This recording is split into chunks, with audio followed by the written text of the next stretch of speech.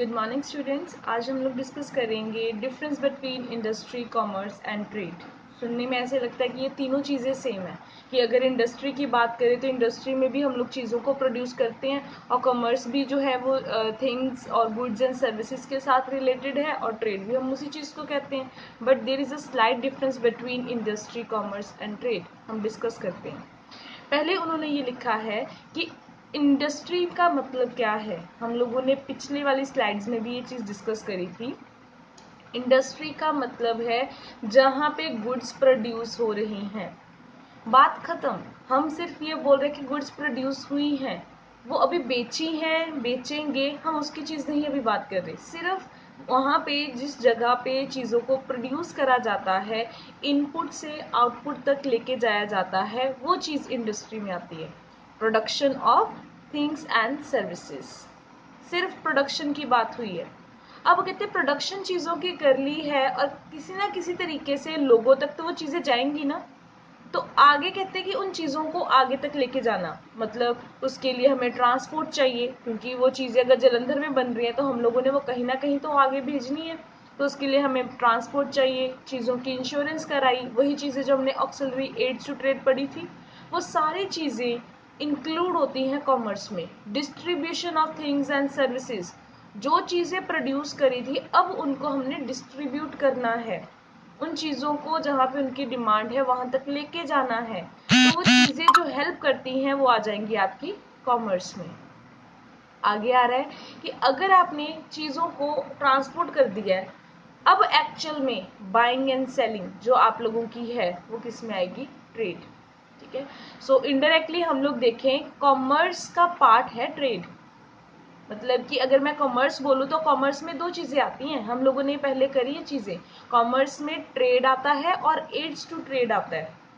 ठीक है, तो commerce is a wider term than trade. Next उन्होंने लिखा हुआ है कैपिटल रिक्वायरमेंट। आई होप आप लोगों को भी ये मीनिंग पता होगा। कैपिटल क्या है? जो पैसा एक ऑनर अपने बिजनेस में लगाता है। सो कैपिटल रिक्वायरमेंट, पैसा कितना चाहिए हम लोगों को, हमने ये डिसाइड करना है ना। तो डिपेंड करता है कि आपका बिजनेस कैसा है। इंडस्ट्री, कॉमर्स, ट्रेड, किस में ज़्यादा पैसा चाहिए? अगर हम ये सोचे तो सबसे ज़्यादा पैसा हम लोगों को चाहिए इंडस्ट्री में। क्यों? क्योंकि इंडस्ट्री में बहुत बड़ा प्लांट लगाना पड़ता है, हमें मशीनरी चाहिए, बहुत सारे वर्कर्स चाहिए, हमें काम करना पड़ेगा। So both working and fix capital on large scale is required. दो चीज़ों की बात करिए, एक उन्होंने बोला है वर्किंग कैपिटल, एक लिखा है फिक्स कैपिटल। फिक्स कैपिटल होती है जो मशीनरी है, जो पैसा मैं लॉन्ग टाइम के लिए लगा रही हूँ, ठीक है, वो आप लोगों का, या फिक्स्ड एसेट यानी कि जो आप लोगों की जैसे बिल्डिंग हो गई, मशीनरी हो गई, इन चीज़ों में पैसा लगाना ये फिक्स्ड एसेट है। देखो, बिल्डिंग आप हर 2 महीने बाद चेंज नहीं करते हो।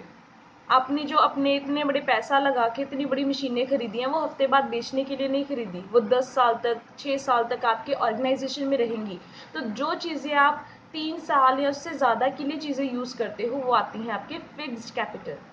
और जो चीज़ें आप लोगों को डे टू डे बेसिस के ऊपर चाहिए, 1 साल के बीच बीच में वो चीज़ें ख़त्म हो जाएंगी, या जिनका टाइम ड्यूरेशन 3 मंथ है या 2 महीने है, उन चीज़ों को हम वर्किंग कैपिटल बोलते हैं। अगर मैं यहाँ पे बात करूँ, इन्होंने दो चीज़ें बात करी है कि एक इंडस्ट्री में रोज़ वर्किंग कैपिटल, रोज़ काम करने के लिए मुझे बहुत पैसा चाहिए, रोज़ रोज़ वर्कर को वेजेस देने हैं, हर महीने मुझे इलेक्ट्रिसिटी का बिल देना है, हर महीने मुझे किराया देना है, ठीक है। तो ये चीज़ें आपकी आती हैं वर्किंग कैपिटल। तो कहते हैं वर्किंग कैपिटल सबसे ज़्यादा किस में चाहिए? इंडस्ट्री में। और फिक्स कैपिटल मतलब मशीनरी में, बिल्डिंग में पैसा लगाना है, वो भी किस में सबसे ज़्यादा चाहिए आपको? इंडस्ट्री में, क्योंकि आपने चीज़ें प्रोड्यूस करनी है ना। तो प्रोड्यूस करने के लिए पहले आपको बहुत सारा रॉ मटेरियल चाहिए, उसमें भी पैसा लगेगा। तो अल्टीमेटली देखा जाए तो इंडस्ट्री में सबसे ज़्यादा पैसा जो है वो चाहिए होता है। नेक्स्ट आता है कॉमर्स।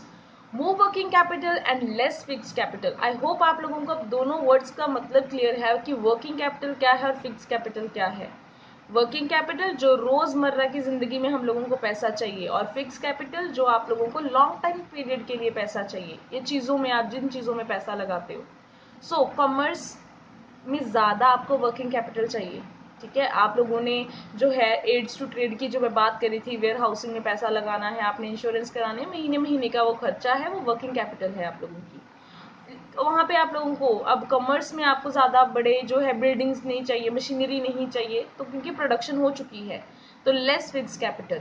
और ट्रेड में less working capital depending upon the nature of business. Working capital, अब देखो ट्रेड में तो बाइंग एंड सेलिंग की बात आई ना, वहां पे तो फिक्स कैपिटल तो है ही नहीं।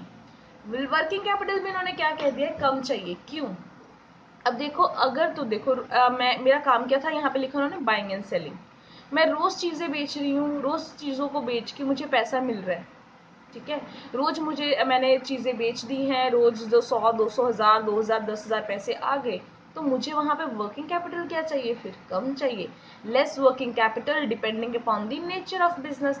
जैसा मेरा बिजनेस है, अगर तो मुझे रोज रोज पैसे मिल सकते हैं तो मुझे वर्किंग कैपिटल भी कम चाहिए। नेक्स्ट लिखा हुआ है स्कोप। स्कोप होता है दायरा। तो इंडस्ट्री कहाँ कहाँ पे है, अब उन्होंने it includes primary, secondary and service, जिसको हम टर्शरी इंडस्ट्री बोलते हैं। इंडस्ट्री आपकी कोई भी हो सकती है, और इसके लिए सबसे पहली वीडियो आपको देखनी पड़ेगी, वहां पे आपको डिफरेंस बताया होगा, सॉरी सेकंड थर्ड वीडियो होगी जहां पे आपको ये बताया है कि प्राइमरी, सेकेंडरी और टर्शरी इंडस्ट्री है क्या। प्राइमरी इंडस्ट्री वो इंडस्ट्री है जहां पे आप लोग क्या करते हो, नेचुरल रिसोर्सेज को यूज करते हो। हमने बताया था ना कि समुद्र से कच्चा तेल निकालना मेरा ये काम है, तो ये मेरी प्राइमरी इंडस्ट्री है, ठीक है। और सेकेंडरी इंडस्ट्री क्या है कि उस तेल से डीजल और पेट्रोल, कच्चे तेल से डीजल और पेट्रोल बनाना, वो मेरी सेकेंडरी इंडस्ट्री है। सर्विस इंडस्ट्री उसको आगे जाके बेचना। समझ में आ गया? तो प्राइमरी, अब यहाँ पे इंडस्ट्री कोई भी हो सकती है, किसी भी चीज के साथ रिलेटेड हो सकती है। कॉमर्स में क्या आता है, वही बात, ट्रेड और auxiliaries to trade, aids to trade, बेचना, और उसके साथ जितनी भी और हर्डल्स हैं वो सारी इंक्लूडेड होंगी। ट्रेड में क्या होता है, सिर्फ मतलब काइंड ऑफ टाइप बताए हैं इनके, कि अगर इंडस्ट्री है उसके कितने तरीके हैं, कितने टाइप की हो सकती है, कॉमर्स कितने टाइप की हो सकती है। अब लिखा है ट्रेड। ट्रेड हमारी आती है या तो होम ट्रेड या फॉरेन ट्रेड। होम ट्रेड वो ट्रेड जो विद इन आपकी इंडिया है, और आप लोगों की फॉरेन ट्रेड कौन सी होएगी, जो आप लोग करते हो विद अदर कंट्रीज। नेक्स्ट हमारा पॉइंट आता है क्रिएशन ऑफ यूटिलिटी। यूटिलिटी होता है डिमांड, अगर इन शॉर्ट बोल दूं, या वांट सेटिस्फाइंग पार्ट, ठीक है, काइंड ऑफ डिमांड ले लेते हैं। It create form utility. देखो यूटिलिटी में कहीं पे लिखा होता है time utility, form utility, place utility. Form utility होता है उस, देखो अगर आपके पास कच्चा तेल है, क्या आप उसको यूज कर सकते हैं? नहीं। फॉर्म होता है उसको चेंज करना। अब कहते हैं यहाँ पे इंडस्ट्री फॉर्म यूटिलिटी करती है, जो आपका कच्चा तेल है उसको कन्वर्ट करती है, ट्रांसफॉर्म कर देती है इस ऐसी चीज में कि ताकि आप उस चीज को यूज कर सको। अगर एक मैं कपास की बात करूँ, कपास से कपड़ा बनता है, देन आप उस कपड़े को यूज कर सकते हो। अल्टीमेटली कपास तो कुछ भी नहीं कर सकते ना आप उसका। तो इट क्रिएट फॉर्म यूटिलिटी, जो आपके रॉ मटेरियल है उसको इस शेप में लेके आते हैं ताकि आप उनको यूज कर सको, उनकी डिमांड हो सके। तो इट क्रिएट फॉर्म यूटिलिटी। आगे लिखा है it create place and time utility. ये कैसी डिमांड क्रिएट करते हैं? देखो कॉमर्स का मतलब था कि आपने उन चीजों को ट्रांसफॉर्म करना है, ठीक है।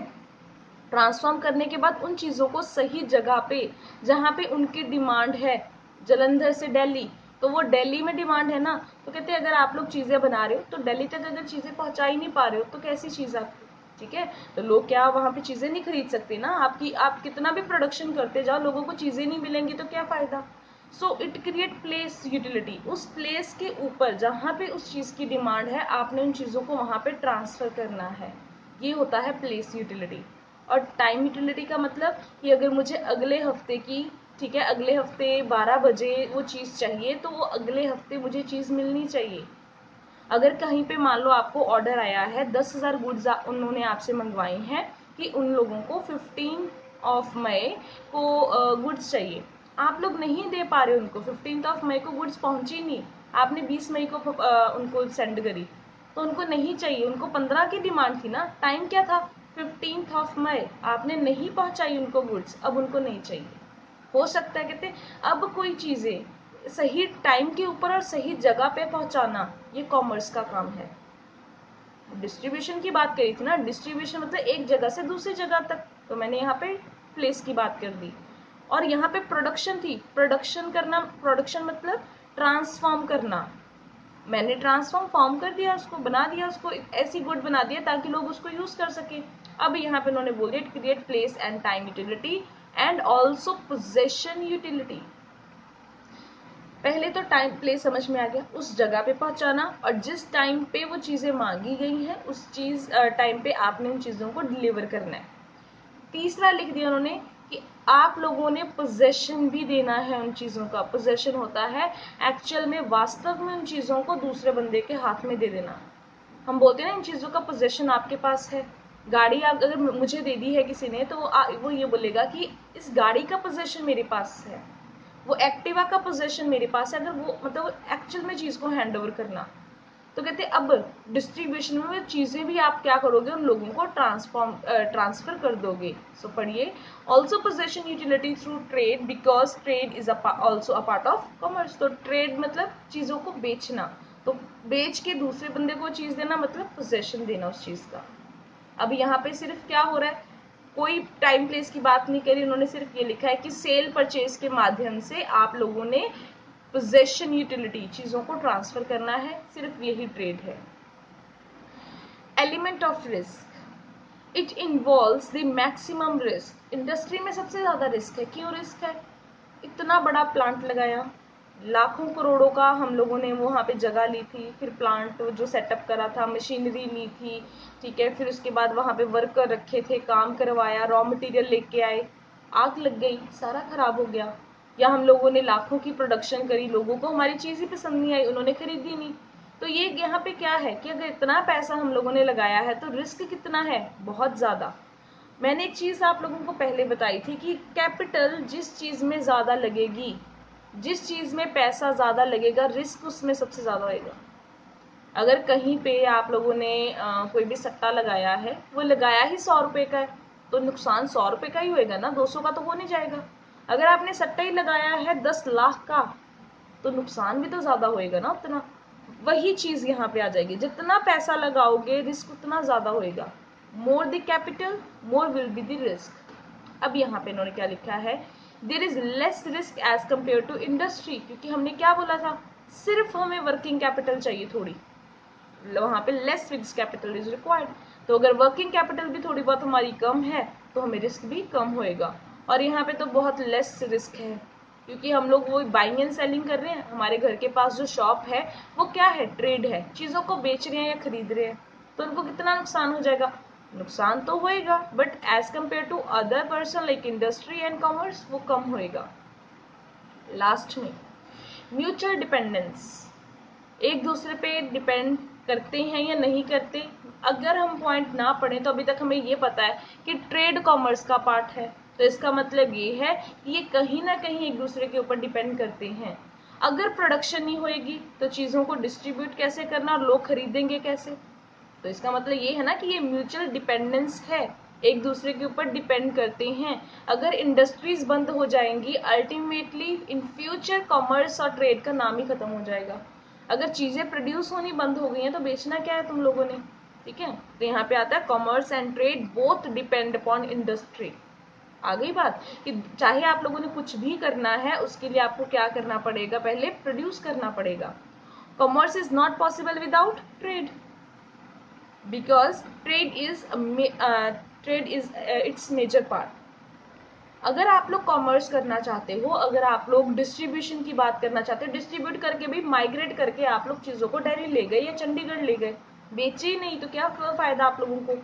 इसलिए क्या करना पड़ेगा कि कॉमर्स जो है वो ट्रेड का पार्ट है। और लास्ट में लिख दिया चलो सब कुछ कर लिया, कहते चीजों को प्रोड्यूस करा, फिर हमने डिस्ट्रीब्यूट भी कर दिया, वेयर हाउसिंग भी कर ली, उन चीजों की इंश्योरेंस भी करा ली, बैंक से लोन भी ले लिया, और in the absence of trade there is no justification. तो कहते फिर उसको चीजों को बेचा ही नहीं, तो कोई मतलब हुआ इतना काम करने का कि मैंने चीजों को पहले प्रोड्यूस करती रही, बाद में फिर इंश्योरेंस कराती रही और एंड में चीजों को बेचा ही नहीं मैंने। Then there is no justification for commerce and industry. तो इन दोनों का कोई पर्पस ही नहीं है, एग्जिस्ट ही क्यों कर रही है ये चीजें, ठीक है जी। तो अगर हम लोग देखें, अगर आपको इन फ्यूचर कोई पूछे भी इंडस्ट्री क्या है, अच्छा एक चीज यहाँ पे मैं और चीज बात क्लियर करना चाहती हूँ जो यहाँ पे इन्होंने मेंशन नहीं करी। हम बच्चे बोलते हैं कि ये चीज है, बिजनेस है हमारा, हमारी इंडस्ट्री है, हम ट्रेड कर रहे हैं, ये सारी चीजें अलग हैं। मतलब अल्टीमेटली कहीं ना कहीं ये चीज है, म्यूचुअल डिपेंडेंस इनकी है। बिजनेस इंडस्ट्री और कॉमर्स को मिला के बनता है। Business is equal to industry plus commerce. इसका मतलब ये नहीं है कि ट्रेड आपका बाहर आ रहा है, कॉमर्स में ही यहाँ पे ट्रेड इंक्लूडेड है। So business is a wider term than industry, commerce and trade. Business जो हम बिजनेस कर रहे हैं, तो बिजनेस हमारा किसी भी चीज का हो सकता है, प्रोडक्शन का बिजनेस भी हो सकता है और उन चीजों को आगे बेचने का भी बिजनेस हो सकता है, या हमारा बिजनेस होलसेल बिजनेस है, हम चीजों को क्या करते हैं, सिर्फ बेचते खरीदते हैं, तो वो कुछ भी हो सकता है। तो ये 4 टर्म है आप लोगों की, 4 टर्म्स है, इनको नोट डाउन कर लेना।